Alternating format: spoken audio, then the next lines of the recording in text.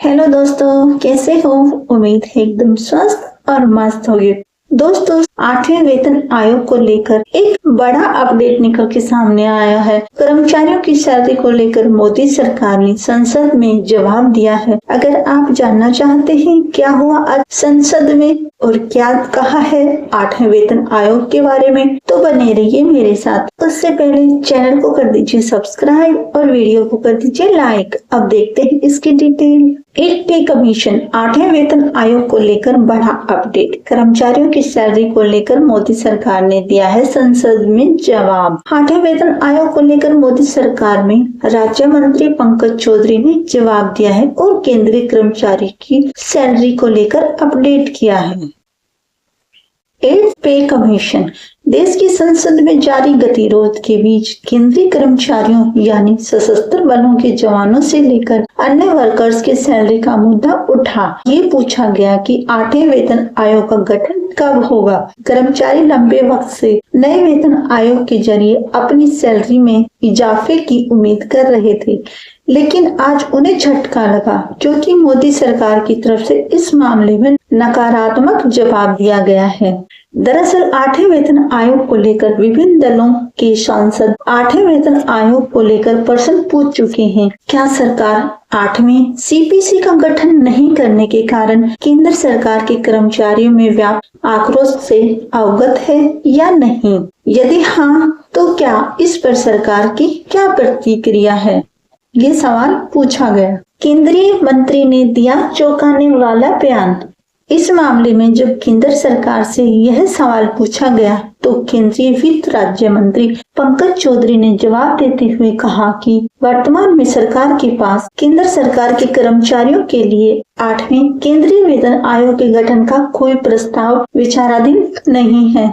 जानकारी के मुताबिक सोमवार को लोकसभा सांसद जयप्रकाश आनंद भदौरिया और वी वथिलिंगम ने 8वें केंद्रीय वेतन आयोग के गठन पर सरकार से सवाल पूछा था। सोमवार को लोकसभा सांसद जयप्रकाश आनंद भदौरिया और वी वथिलिंगम ने 8वें केंद्रीय वेतन आयोग के गठन पर सरकार से सवाल पूछा था।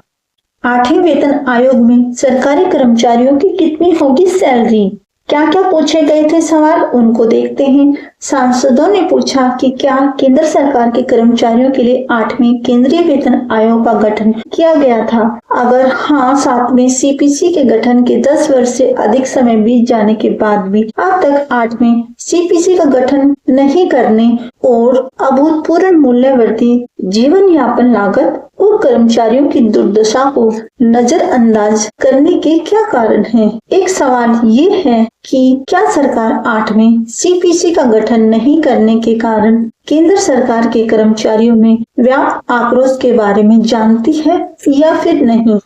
केंद्र सरकार ने क्या दिया जवाब? 8वें केंद्रीय वेतन आयोग के गठन को लेकर वित्त राज्य मंत्री पंकज चौधरी ने बताया 7वां वेतन आयोग 28 फरवरी 2014 को गठन किया गया था। इसके अलावा अन्य सवालों के जवाब में वित्त राज्य मंत्री ने कहा कि वर्तमान में सरकार के पास केंद्र सरकार के कर्मचारियों के लिए 8वें केंद्रीय वेतन आयोग के गठन का कोई भी प्रस्ताव विचाराधीन नहीं है। केंद्र सरकार के इस जवाब से 48 लाख कर्मचारियों और लगभग 65 लाख पेंशनरों को तगड़ा झटका लगा है।